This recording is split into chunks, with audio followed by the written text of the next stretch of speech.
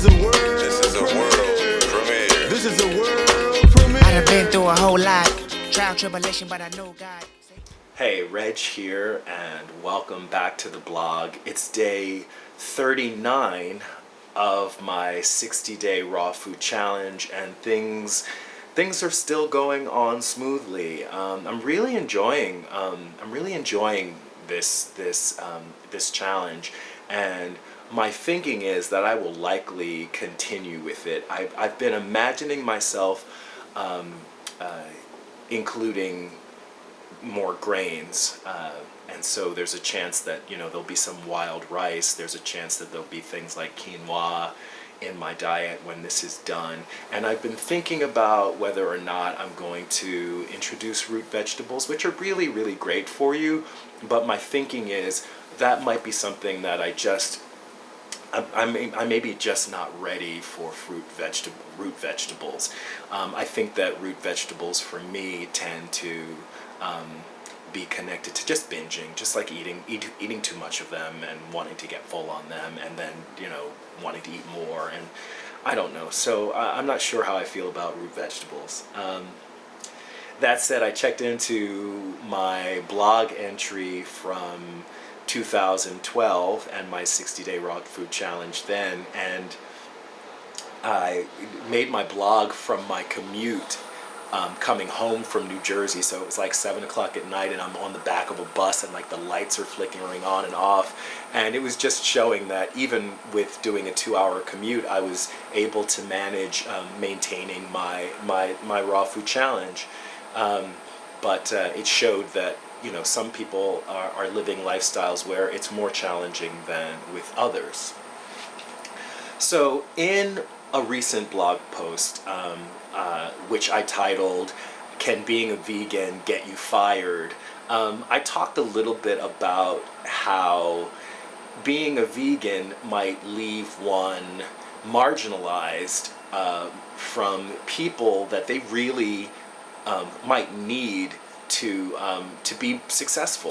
So in places like the workplace, if you are a raw vegan and you have a boss who's a meat eater, it may affect your ability to be able to interact with that person in certain social settings that would lead to really embedding you in that person's mind, so they think about you when they're wanting to promote someone, or they think about you when they're thinking about who they're going to put as lead on that next project. And maybe it was a comment that I felt was made more just based on my instincts about it, assumptions that I was making, and so I thought that I would spend a little time in this blog just really talking about some of the thinking from the world of science, not a lot, but just a little taste, so that you would know that these are things that are being studied, and that you can go and research more for yourselves. On one hand, you have Matthew Lieberman, who's a scientist and the author of the book Social, across studies of mammals, from rodents to people. The data shows that there is a profound connection between behavior, and that there are huge impacts from social environment, and that there is actual that we might suffer when we feel that our social bonds are either threatened or are severed. There is a neuroscientist at the University of Chicago who did a study on loneliness and looked at the fact that loneliness shows up in measurements of stress hormones and immune function and cardiovascular function. The same scientist also asserts that people who are lonely tend to drink more and exercise less. And then there's this idea that comes from the world of sociology of social capital. And I'm just going to read you this definition of social capital. It is the expected collective or economic benefits derived from the preferential treatment and cooperation between individuals and groups. So this is, basically the idea that who you know can, help you get to where you want to go, right? So people who have information that they can share, or people who have relationships with people who can make decisions, right? And we think about maybe nepotism being like at one end of the scale, and then there's people who are just very charismatic and know how to kind of work situations, but they build up social capital and then are able to be more successful. And there are people, maybe, race plays a factor in one's social capital, someone's immigration status, gender obviously plays a role in social capital, and certainly the lifestyle someone chooses to live will play a role in their ability to build social capital. A growing body of research has found that the presence of social capital through social networks and communities has a protective quality on health. Social capital affects health risk behavior in the sense that individuals who are embedded in a network or community rich in support, social trust, information, and norms have resources that help them achieve health goals. There was also a study in Sweden, a survey of over 7,700 13 to 18-year-olds that showed that a lack of social trust caused depression.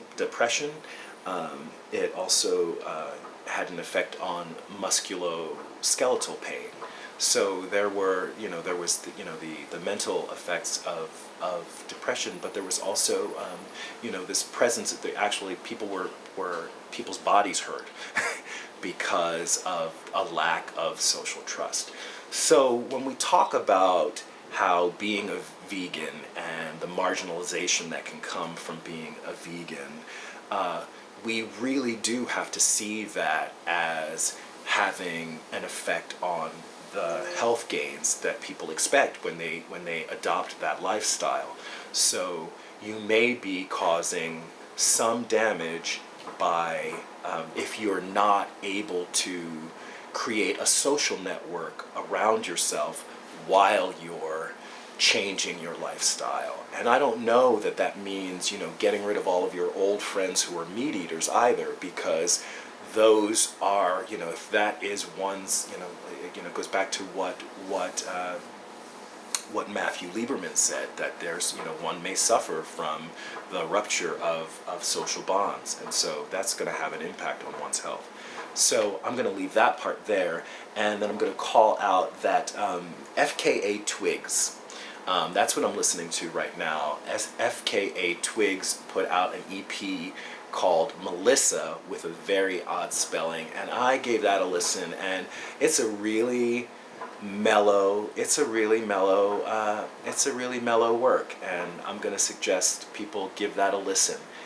I've gone on plenty long enough today. Thank you for listening. I hope that some of the information that I brought, you'll be able to go back and do some further research on your own. In the meantime, I hope you have a great one, and love yourself, and peace. Yeah, with big guns